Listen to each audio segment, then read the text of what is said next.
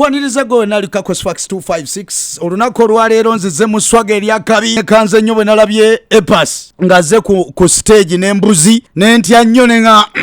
yabadde alanga ki anoonya mukazi alina mbuzi sabitegedde naye nga Epas ono yabadde ali mu kuperforminga ku Club Beats najja n'embuzi ku stage wabaddeyo ne Zex biranzirangi babaddeyo ne babanga bakwasaganya ensonga y'omuziki okuva ebivulu ebyaggala bangi babadde bajja bateekeko obuntu obwo ku mikutu ejja internet naye Club Beats ndowooza ebadde ekikolera ddala etwala abayimbi bangi abagenda ne baperforminga Fefe Busi namulaba n'abalala bangi ne Kristo Panda ne Shiba baaliyo kati Epas yabaddeyo ne Zex birangirangi Epas nagenda n'embuzi ennume ennume ku stage katulabe ekyo wakikyo badoobaza ekyo nakyona kyekiri siyinza kumanya singa abadde embuzi nga nkazi twalirowoozeza nti oba nakabege onoonya mukazi alina mbuzi naye anyway katukireke ekyo ekirala Irene Ntale yalabiseeko ng'ali ne Rema Namakula yagenze okumukyalirako ebigambo ne bitambula ku social media abantu ne bagamba alabika agenze kumwebuuzaako akikola atya okubanga yayina omusajja yamuwasa n'amusasula kitebeerezebwa era nga kigambibwa Irene Ntale ono talina musajja ali serious relationship zibadde zijja zimutawaanya kiyinza okubanga kyabadde kituufu oba oliawo nti yabadde agenze kwebuuza ku Rema akikola atya munange ebifaananyi byolaba abyo n'ebividiyo gyolaba eyo kyadde Irene Ntale yabadde ne Rema Namakula Irene Ntale ono okuva bwe yava mu Swangs Avenue azenga akwasaganya ekintu kye mpolampola alina n'obuyimba bw'obupya n'obuvidiyo bwakoze anyway katulabe naye nga musical bambi abadde tatambula nnyo lulinga ku speed gye yaliko nga kyali mu Swangs naye katulabe kiki ekyoba oliawo kyayinza okuba nga azzaako mpolampola oyinza okuba abadde agenze mwebuuzaako ba client abafuna atya ab'okuyimba ku mikolo kuba na Irene Ntale asobola okuyimba ku mikolo bingi ndowooza be bawayizaamu naye abantu basinze kutwala ekyo ekyokuba nti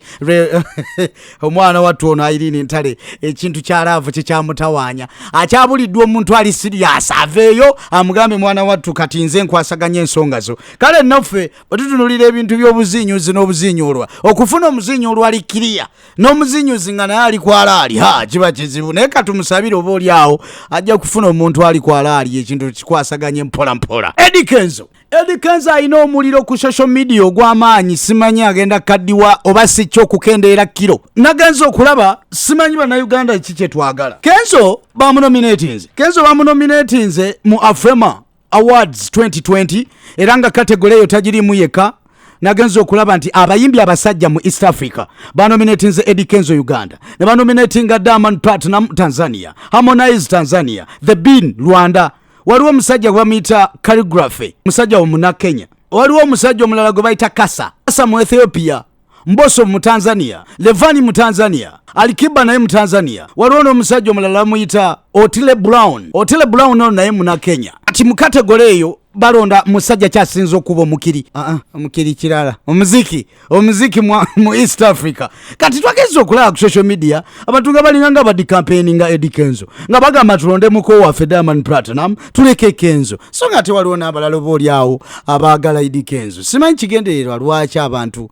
tebaagala Kenzo awangula award eno naye twalibadde tukikolanga munnayuganda munaffe ne tujjamu ensonga endala zonna award bambi n'agifuna Afrima Awards zino tebanominatinze Eddie Kenzo eka Best Female East Africa banominatinze abakyala wano Uganda mu banominatingiddwa Nadia Mukami ono muna Kenya Vinka muna Uganda n'omulala yamunominatingidwa nga muna Uganda Shiba Kalungi naye bamunominatinze ng'omukyala asinze mu East Africa n'olwekyo tugende tuvotinge tulonde Uganda woolaba Uganda tobuuza londa bulonzi woolaba Uganda Shiba ne Vinka bali mu kategori yemu mu kategori y'abakyala abasinze okuyimba obulungi mu East Africa sinza kumanya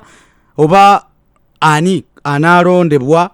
naye nga mulimu n'abakyala ab'amaanyi okuva mu mawanga amalala abayinza okuba nga bayinza otwala engulu eno kijja kusinziira ku ani anaabalondeddwa naye bannayuganda tuteekemu amaanyi tulonde video directors munnange omwana wattu bamunominatinze naye munnayuganda Shasha Vibes bamunominatinze n'olwekyo tumulonde genda we balondera osobole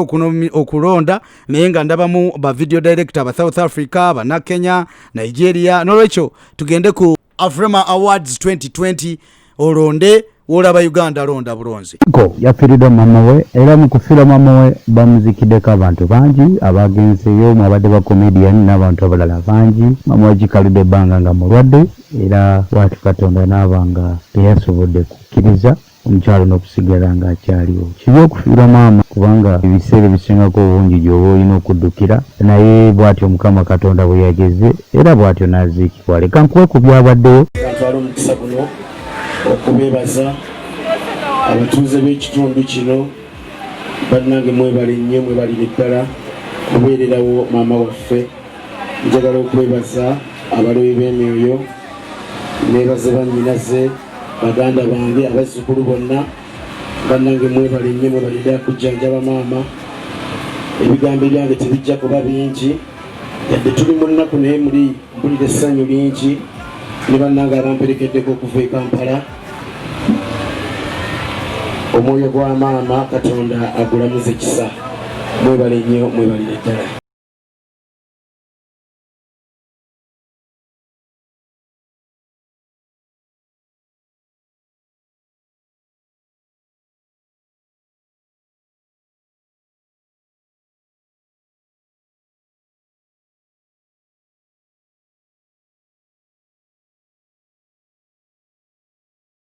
Esi ne Rose bakyali ku live bajja kudda batuweereze ka Cosfax 256 mubalindirire end time.